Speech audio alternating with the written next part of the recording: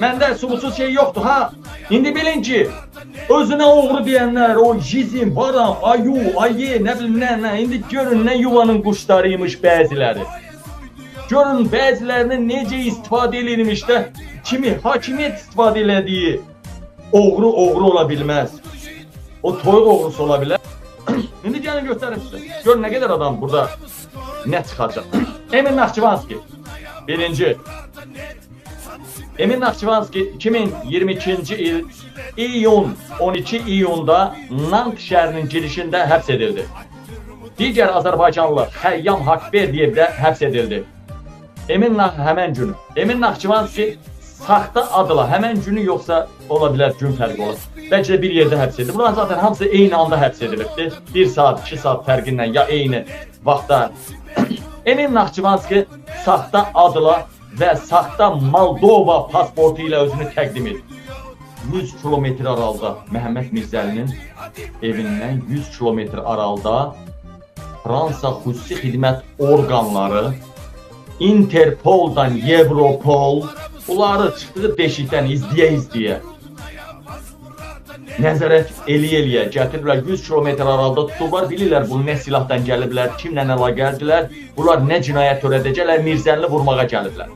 İndi bilirlər bunu, Europoldan Interpol tutub bunları, silahlı milahlı.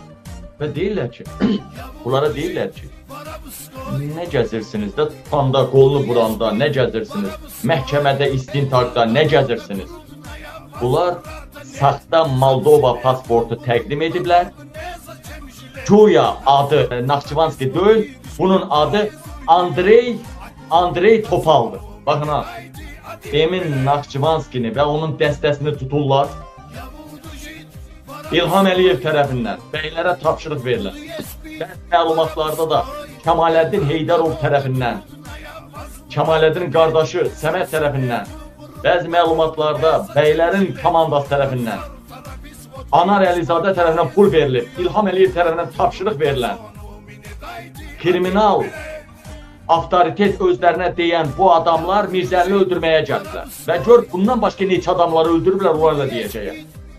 Emin Naxçıvanskiyə deyiblər ki, sən kimsən, saqqalını niyə boyamısan, güllü xələt niyə geyinmisən, güllü xələt.